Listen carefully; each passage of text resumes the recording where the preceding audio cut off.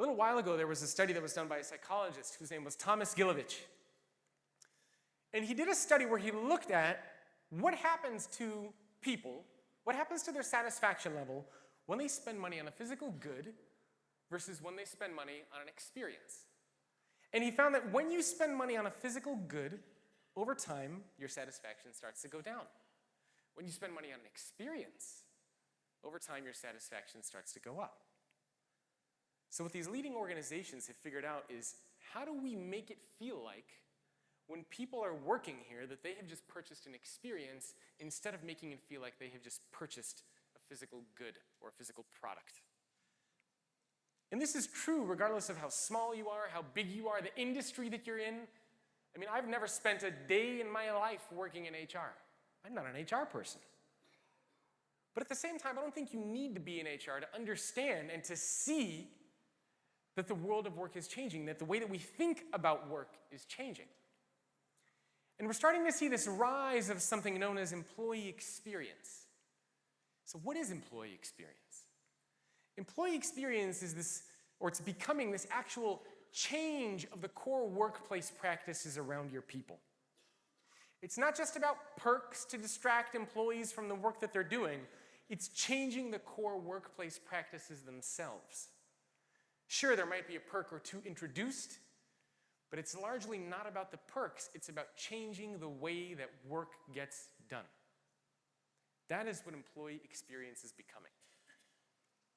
And so in my new book, I tried to understand what this means and what this looks like. So I interviewed 150 senior executives at organizations around the world, CIOs, CTOs, some HR executives, some CEOs, to understand what is it that employee experience actually is. And then I went through just as many case studies, research articles, and reports to understand what do employees care about most. And then I hired a team of 5 researchers and 2 data scientists, and we analyzed 250 organizations. Do you want to hear something really crazy? 96% of the people who watch videos on this channel are not subscribed. Help me change that number around by subscribing so that you can get access to more videos just like this one. And now, let's get back to the content. To figure out what is employee experience and what do employees care about most. And the good news is that for every organization around the world, for every employee, every experience is just a combination of 3 things: culture, technology, physical space. That's it. How you feel, the environment in which you work, and the tools that you use to get your jobs done. That shapes every experience for every employee at every company around the world. Culture, technology, physical space. So what does that actually mean? What does that look like? And by the way, if you notice, work itself is not in this. It's just culture, technology, physical space. What about the work? The work is not something that the organization controls. The organization is something that the employee controls. Let me give you an example. We have all worked for organizations at one point in our lives where we didn't like our jobs. And what happens? We switch jobs and we go work for an identical organization, same size, same industry, virtually the same location, and now all of a sudden we love our jobs. What changed? It's not the work that you're doing the same work. It's not the industry, you're in the same industry. You didn't relocate, you're still in the same city. So what is it that changed, and what is it that moves you from not liking your job to liking your job? It's the environment. It's moving from one organization that doesn't care and that doesn't invest in culture, technology, and physical space, and moving to one that does. So the environment shapes all of your experiences.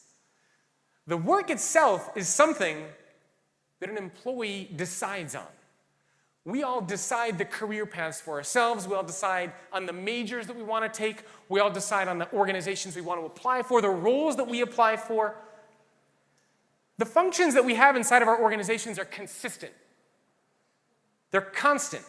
Sales is constant. Marketing is constant. Development is constant. These things exist regardless if we want them to or not. These things need to get done inside of an organization. You as an employee get to pick which one of those things that you want to do. So the organization doesn't control the work that you do, it controls the environment in which the work gets done. It controls how you feel from doing the work that you're doing. It controls the environment in which you're actually doing your work.